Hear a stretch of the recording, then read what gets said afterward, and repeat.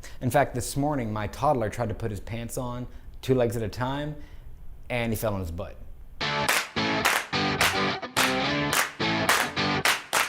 Hi everyone, this is Q Manning, General Manager and Founder of Rocksauce Studios. Today on Q and Answers, I'm going to answer the question, do designers need to be industry experts? And a short answer, no, not really, at least not at first. See, a lot of times what we discover is that if a designer is an industry expert, that actually can bring some liability to a project, something you would never expect to happen. A company is not an industry. Every company does things a little bit differently.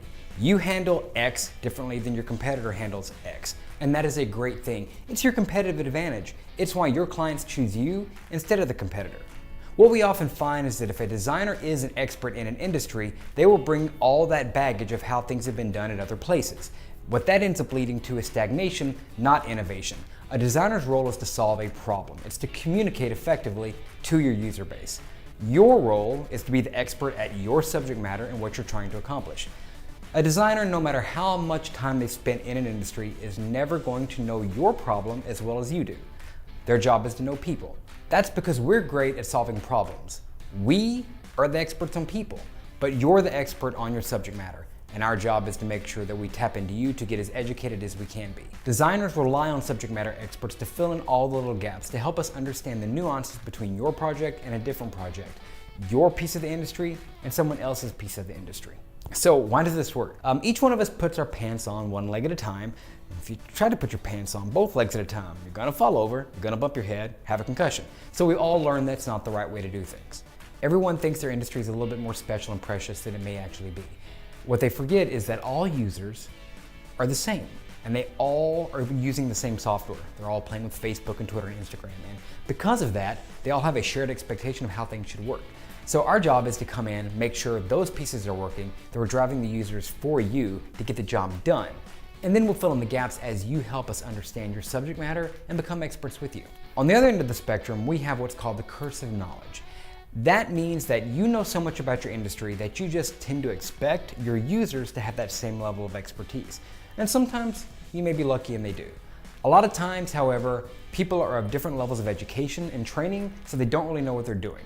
If we look at a lot of internal software that you may hate using on a regular basis, it has this problem. It's already assumed that you know why things are being done, how things are being done, and therefore it just drops you into them.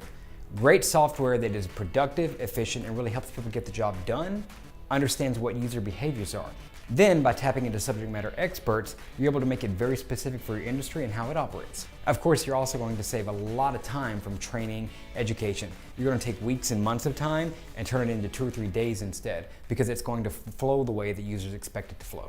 One of the ways that we can make sure that we're doing this the right way is to always try to design for people and not for industries. A piece of construction software that's designed for on-site management of workloads is very similar in a lot of ways to a piece of film software that's about setting up a live production. The goal should always be what's the best way to accomplish the task, rather than letting the curse of knowledge drive the interface. All of this bubbles up to the fact that designers are always learning. Maybe it's what's new and hot on the App Store. Maybe it's what piece of software is really capturing everybody's attention.